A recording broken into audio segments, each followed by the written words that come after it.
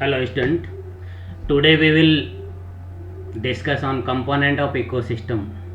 In previous class we have discussed about major factors of ecosystem, definitions of ecosystem and different structures of ecosystem. Today we will discuss on component of ecosystem. An ecosystem has two major component. अब जैसा कि previous class में मैंने बताया था, biotic and abiotic factor. Ecosystem कैसे run होता है, इकोसिस्टम में फूड चेन कैसे बनती है, फूड वेब कैसे बनती हैं, इन पे अपन डिटेल पढ़ने के लिए आज जो फर्स्ट टाइटल है अपना, abiotic component of ecosystem. Biotic component of ecosystem. Biotic component of ecosystem is mean to say the living world means biosphere. ऐसा कंपोनेंट जो plants, animal and micro organism से बना रहता है, have different nutritional behaviour constitute the component of an ecosystem. Means plant, animal और जो भी सजीव है, उन सजीव से सजीव के बिहेवियर, सजीव के व्यवहार, सजीव की गति, सजीव के न्यूट्रिशनल बिहेवियर, भोजन ग्रहण करने के तरीकों से जो इकोसिस्टम कंपोनेंट, जिस इकोसिस्टम कंपोनेंट का निर्माण होता है, उसको बायोटिक टाइप ऑफ कंपोनेंट कहा जाता है. बायोटिक कंपोनेंट का जो फर्स्ट स्टेप्स होता है वो उनको प्रोड्यूसर्स कहते हैं. प्रोड्यूसर्स हमेशा ऑटोट्रॉप्स होते हैं और सेल्फ नरिशिंग होते हैं, अपना नरिशमेंट खुद करते हैं. ऑटोट्रॉप्स मीन्स सनलाइट का यूज करके, सनलाइट और CO2 और वाटर मिनरल्स का यूज करके वो अपना फोटोसिंथेसिस प्रोसेस के थ्रू वो अपना फूड खुद बनाते हैं. Producers are mainly chlorophyll bearing plants होते हैं, जिनमें क्लोरोफिल्स होता है. फोटोट्रॉप्स होते हैं which can synthesise their food in presence of sunlight making use of CO2 को उपयोग करके सूर्य के प्रकाश में अपना भोजन बनाते हैं. और प्लांट में रूट के थ्रू वाटर एंड मिनरल्स का एब्जॉर्ब करते हैं, उनको भी यूज करते हैं. Since plant convert solar energy into chemical energy, so they must be better called converter. Means यहाँ पे एक वर्ड होगा, प्रोड्यूसर की जगह कन्वर्टर्स भी कहते हैं. फर्स्ट जो इकोलॉजिकल स्टेप्स है, इकोसिस्टम के बिल्डिंग ब्लॉक्स है, इकोसिस्टम जिन जिन ब्लॉक्स के थ्रू निर्मित होता है, उनका बेसिक एंड फंडामेंटल ब्लॉक्स जो होता है, उनको बायोटिक कंपोनेंट या प्रोड्यूसर्स कहते हैं. प्रोड्यूसर्स को ये बताने की कोशिश की जा रही है कि उनको कन्वर्टर्स भी कहा जाता है, बिकॉज ये सोलर लाइट को, सोलर एनर्जी को केमिकल एनर्जी में कन्वर्ट करते हैं और ऑटोट्रॉप्स कहलाते हैं. So they must be better called converter और ट्रांसडक्टर. कीमोसिंथेटिक ऑर्गेनिज्म और chemotropes can also be synthesized some organic matter by the oxidation of certain chemical. Means chemosynthetic bacteria होते हैं और कीमोसिंथेसाइजर होते हैं, वो कुछ ऑर्गेनिक मैटर को केमिकल की प्रेजेंस में, सनलाइट की एब्सेंस में उसका ऑक्सीडेशन करते हैं और ऑक्सीजन का लिबरेशन करते हैं, इसलिए इनको कीमोसिंथेसाइजर्स भी कहा जाता है. सेकेंड जो इसका मेन ब्लॉक है, बिल्डिंग ब्लॉक है इकोसिस्टम की, उसको कंज्यूमर्स कहते हैं. और कंज्यूमर्स ही मेन रोल प्ले करता है एनर्जी साइकिल को फ्लो करने में और डिफरेंट मैटर को फ्लो करने में, इसलिए इनको ऑल कंज्यूमर्स आर हेट्रोट्रॉप्स. सारे कंज्यूमर्स अपने भोजन का निर्माण स्वयं नहीं करते हैं, ऑटोट्रॉप्स ही करते हैं, प्रोड्यूसर्स ही करते हैं. इसलिए प्रोड्यूसर्स और ऑटोट्रॉप्स को इकोसिस्टम का बिल्डिंग ब्लॉक्स या फंडामेंटल ब्लॉक्स या फाउंडेशन ब्लॉक कहा जाता है. कंज्यूमर्स को हेट्रोट्रॉप्स कहते हैं या फेगोट्रॉप्स कहते हैं. उनको ऑटोट्रॉप्स कहते हैं, इनको फेगोट्रॉप्स या हेट्रोट्रॉप्स कहा जा सकता है. Consumers consume the matter, build up the producer. जो प्रोड्यूसर फर्स्ट स्टेप वाले हैं प्लांट से, वो जो मैटर बनाते हैं, जो खाद्य पदार्थ बनाते हैं, उसका कंज्यूमर्स यूज करते हैं और they utilise rearrangement of the decompose and come, और उसको उपयोग करके उसको रीअरेंजमेंट करते हैं और डिकम्पोज करते हैं. डिकम्पोज करने से वो साइकिल कंप्लीट होती है और वापस प्रोड्यूसर तक पहुंच जाती है. The major autotrophic metabolism occurs in upper green belt, stratum where solar energy is available while the intense heterotrophic metabolism occur in lower brown belt where organic matter accumulate in soil and sedimentation means सबसे ज़्यादा photosynthesis, the major means photosynthesis का बहुत ज़्यादा भाग metabolism upper green belt में use होता है। और इसी तरह से उन जब बड़े बड़े ट्रीज़ की लीफ वगैरह सॉइल ज़मीन पर गिरती है तो उसमें ये जो होते हैं डिकम्पोजर्स होते हैं, डिकम्पोजर्स भी इकोसिस्टम का एक मेन पार्ट होता है। वो उनको डिकम्पोज करके सॉइल में सेडिमेंटेशंस में उनको कन्वर्ट करते हैं ताकि एक इनकी बायोलॉजिकल साइकिल कंटिन्यू रहे और वापस वो न्यूट्रिशन कंपोनेंट के थ्रू प्रोड्यूसर को अवेलेबल हो सके। कंज्यूमर्स आर फॉलोइंग टाइम, कितने टाइप्स के कंज्यूमर्स हो सकते हैं उनकी अपन बात करते हैं। कंज्यूमर्स में जो फर्स्ट टाइप होती है that is herbivorous. Herbivorous means ऐसे कंज्यूमर जो केवल हर्ब्स या घास को ही खाते हैं, means they feed directly on produce, means सिर्फ ये उन पे डायरेक्ट डिपेंड रहते हैं और उन्हीं को खाते हैं, hence they are known as primary consumers, है ना। उसके बाद वाले जो इनको खाते हैं वो सेकेंडरी कंज्यूमर्स हो जाएंगे, जो उनको खाते हैं वो टर्सरी कंज्यूमर्स हो जाएंगे। तो प्राइमरी कंज्यूमर्स वो होते हैं जो डायरेक्टली डिपेंड रहते हैं प्रोड्यूसर्स पे, just like rabbit, deer, cattles, insects, है ना। Elton 1927 called herbivorous as a key industry animal. ये की इंडस्ट्री एनिमल्स है जो कि एनर्जी को, प्लांट एनर्जी को एनिमल में मटेरियल्स में कन्वर्ट करते हैं, क्योंकि सेकेंडरी जो कंज्यूमर्स होंगे वो इन्हीं को खाएंगे। जैसे सेकेंडरी कंज्यूमर्स रैबिट को खाएंगे, है ना, डियर को खाएंगे, कैटल्स को खाएंगे, इंसेक्ट को खाएंगे, वो डायरेक्ट प्रोड्यूसर पे डिपेंड नहीं रहते हैं। तो प्रोड्यूसर की एनर्जी को ये की एनिमल्स होते हैं, की इंडस्ट्रियल एनिमल्स होते हैं जो इसमें कन्वर्ट करते हैं। सेकेंड जिसकी बात करते हैं अपन वो होंगे carnivorous. Carnivorous they feed on other consumers, means दूसरे कंज्यूमर्स को खाते हैं। If they feed on herbivorous they are called secondary consumers, means अगर ये इनको खाते हैं तो सेकेंडरी कंज्यूमर्स कहलाते, जैसे frog, bird and cat. If they prey on the carnivorous, ये सांप और इनको खाते हैं, जो इन रैबिट को खाने वाली चीज़ों को खाते हैं, देन ये सेकेंडरी कंज्यूमर्स कहलाते हैं। और लॉयन वगैरह ये होते हैं जो इनको खाते हैं तो इनको टर्सरी कंज्यूमर्स भी कहते हैं। मीन्स सबसे पहले रैबिट को स्नैक ने खाया और स्नैक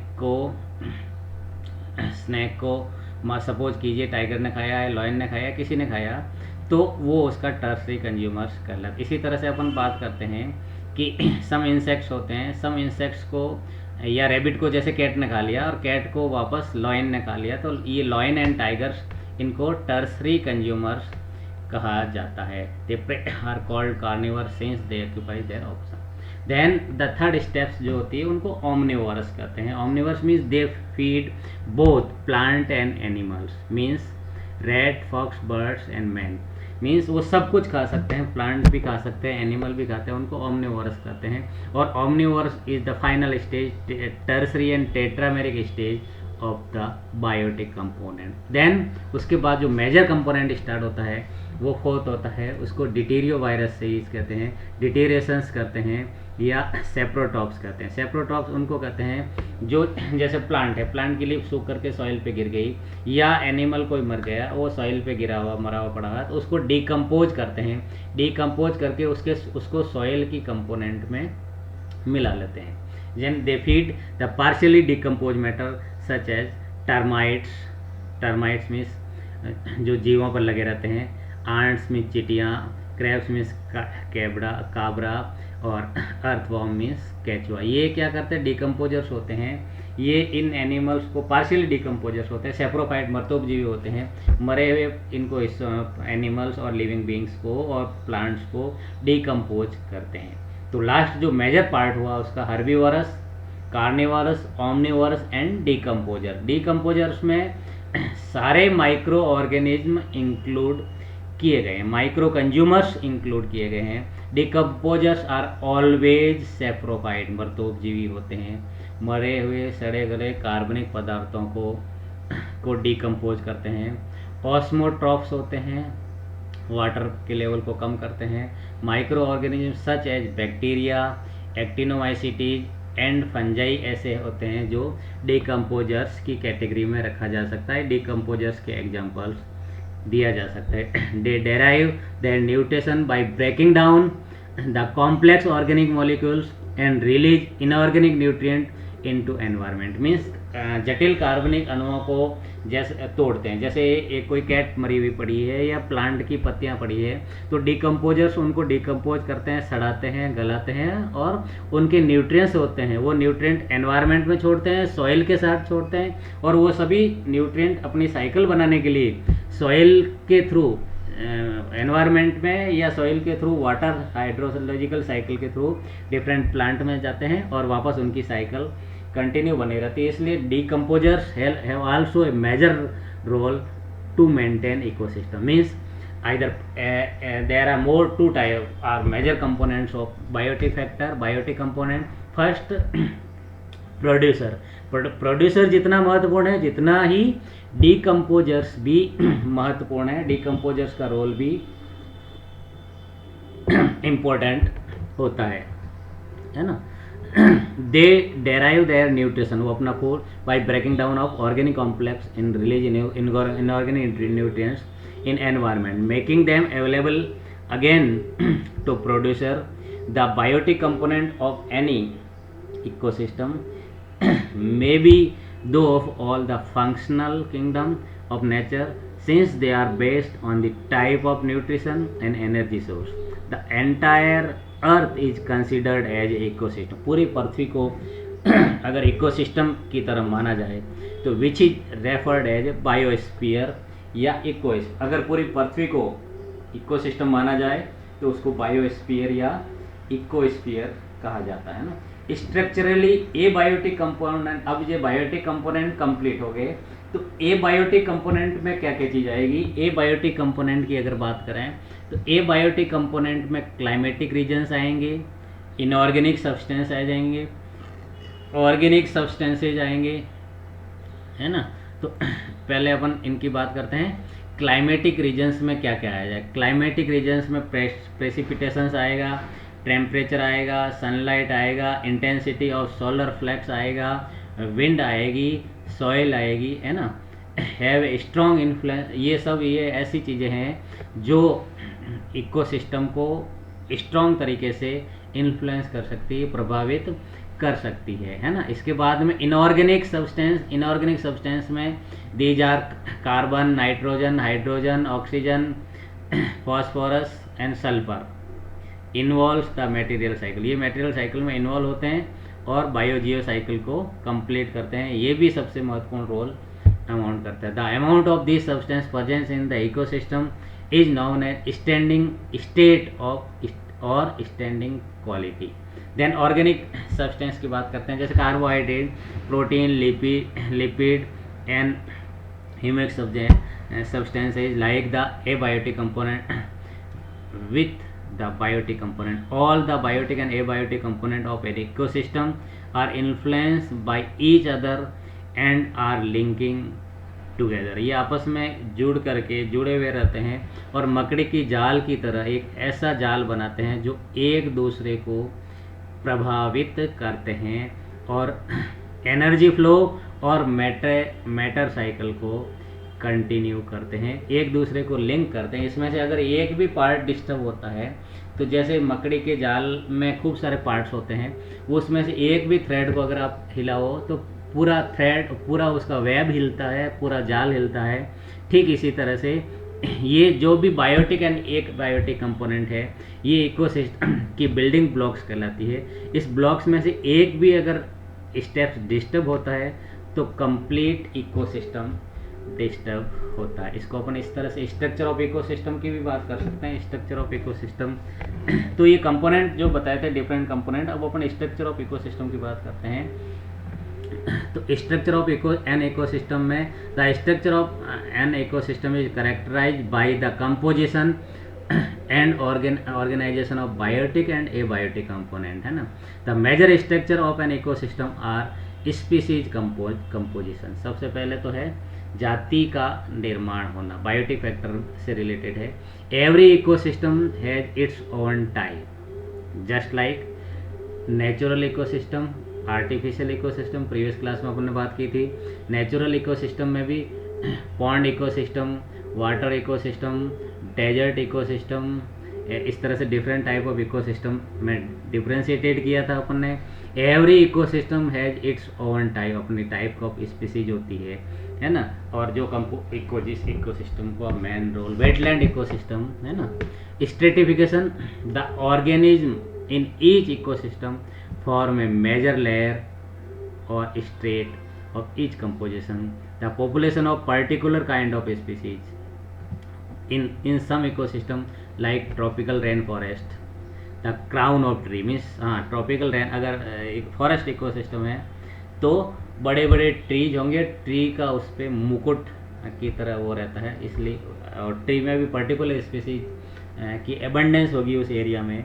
जैसे कोई फॉरेस्ट ऐसा है जिसमें बॉसवेलिया सेरेटा पाया जाएगा, मैक्सिमम और भी ट्री पाया जाता है, पर एबंडेंस ऑफ बॉसवेलिया सेरेटा, तो एक क्राउन ऑफ मीन्स सबसे लंबी हाइट होगी उनकी, तो वो क्राउन की तरह यूज किया जाता है। इसी तरह से कुछ झाड़ियाँ होती, बसेज होती है, ग्राउंड वेजिटेशंस भी होती है उसके साथ फ्रॉम डिफरेंट स्टेट, वो लेयरिफिकेशन बने मीन्स लेयर बन जाती है, स्ट्रेटिफिकेशन परत दर परत उनका निर्माण हो जाता है। जैसे सबसे अगर अपन लोअर से हायर की बात करें तो सबसे पहले जो ग्राउंड फ्लोरा होता है, तो पहली परत जो बनेगी ग्राउंड फ्लोरा की बनेगी, उसके बाद हर्ब्स की बनेगी, फिर सर्ब्स की बनेगी, फिर ट्रीज की बनेगी। जो लॉन्गेस्ट ट्री जिसकी एबंडेंस होगी वो उस इकोसिस्टम में, हालांकि उसकी नंबर ऑफ स्पीसीज कम होगी, पर फिर भी वो हाइट ज़्यादा होने के कारण उसके सबसे टॉप मोस्ट पार्ट पे रहेगा।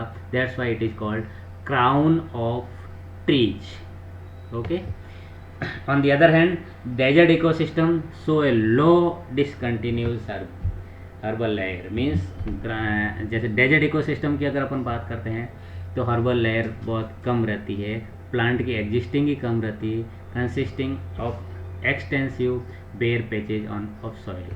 The quantity and distribution of non-living material such as nutrient and water, the range of or gradient of conditions of existence such as temperature and light, ये सब इसमें रोल होता है। Functions of an ecosystem, functions of an ecosystem, every ecosystem performs under natural condition, सभी natural condition में कार्य करते हैं। कार्य मतलब इकोसिस्टम का क्या कार्य है, इन ए डायरेक्टली बैलेंस, मतलब उसको सीधा इकोसिस्टम को बैलेंस करने का कार्य करते हैं। सिस्टमेटिक कंट्रोल मैनर्स में काम करते हैं। Functionally the biotic and abiotic component of ecosystem are interwoven means, क्रिया कार्य के रूप से देखें तो बायोटिक और एबायोटिक फैक्टर दोनों आपस में गुथे हुए रहते हैं। जैसे स्वेटर गुथा हुआ रहता है, उसका धागा एक दूसरे से कनेक्ट रहते हैं, तो ठीक इसी तरह से इकोसिस्टम का कंट्रोल मैनर या सिस्टमेटिक मैनर्स की अगर बात करें तो उसमें biotic component and abiotic component दोनों आपस में इंटरवोवन रहते हैं। The fabric of nature means, प्रकृति के धागों की तरह रहते हैं। Their separations from each other is particularly very deep, उनका सेपरेशन बहुत ही डिफिकल्ट होता है एक दूसरे से अलग करना, इतने इस तरह से गुथे हुए रहते हैं। The producers green plants fix radiant energy and with the help of mineral, जैसे carbon, hydrogen, oxygen, nitrogen, phosphate, copper, calcium, magnesium, zinc, ferrous etcetera, ये सब साइकिल की तरह, बायोजियो साइकिल की तरह मिनरल्स है जो कंटिन्यू साइकिल की तरह यूज होते हैं, और एक स्टेप से दूसरे स्टेप, दूसरे ब्लॉक से तीसरे ब्लॉक तक ये सॉइल से एरियल एनवायरनमेंट में, एरियल एनवायरनमेंट से वापस सॉइल में होते हुए सारे बिल्डिंग कॉम्प्लेक्सेस के मैटर में carbohydrates, fats, protein, nucleic acid, ये इस फॉर्म में भी कंटिन्यू फ्लो होते हैं।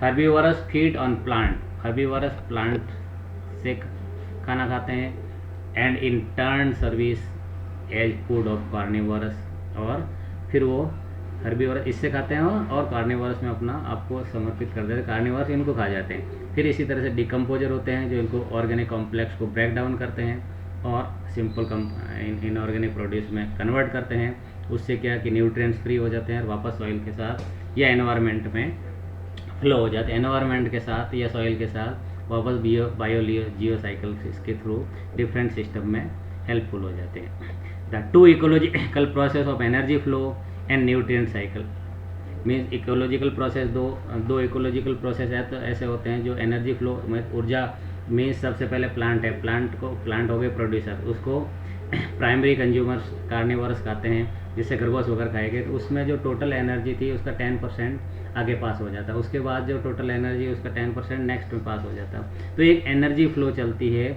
जो प्रोड्यूसर से primary consumer, secondary consumer and tertiary consumer तक पास ऑन होती है, उसको एनर्जी फ्लो कहते हैं। उसके साथ ये लोग न्यूट्रिएंट भी इसमें पास होता है, न्यूट्रिएंट भी एक साइकिल के थ्रू, फिर डिकम्पोजर वापस उसको सॉइल में मिला देते हैं, न्यूट्रिएंट साइकिल भी फॉलो होती है।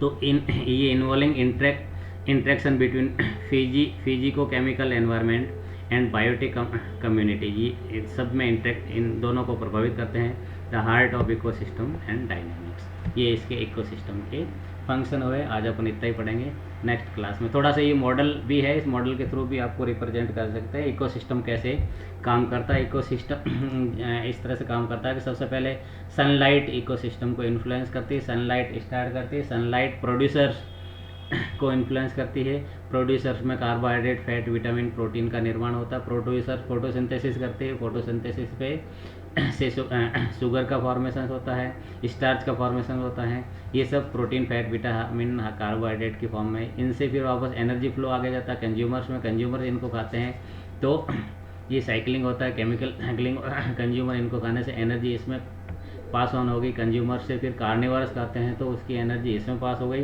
कार्निवरस जब मरते हैं तो उनको डिकम्पोज करते हैं और डिफरेंट टाइप ऑफ मिनरल को फ्री करते हैं, इनसे मिनरल सॉइल के थ्रू या एनवायरनमेंट के थ्रू न्यूट्रिएंट पूल का फॉर्मेशन करते हैं, सॉइल, वाटर और एटमॉस्फेयर के through different free nutrient ionic form में होते हैं, वापस प्रोड्यूसर द्वारा एब्जॉर्ब कर लिया जाता है। तो ये न्यूट्रिएंट फ्लो साइकिल और एनर्जी फ्लो साइकिल दोनों इससे दिख रही है। ये तो न्यूट्रिएंट फ्लो साइकिल है, ये एनर्जी फ्लो साइकिल। अभी जैसे प्रीवियस स्लाइड में जो बात हुई थी है ना, तो वो उसको एक्सपोज करने के लिए, उसको एक्सप्लेन करने के लिए ये साइकिल शो की गई है ना।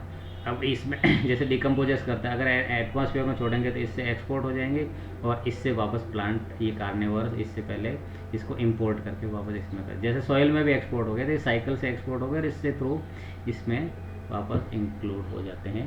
तो आज अपन इतना ही करेंगे। Thanks to all. Next class में अपन इसके आगे बात करेंगे।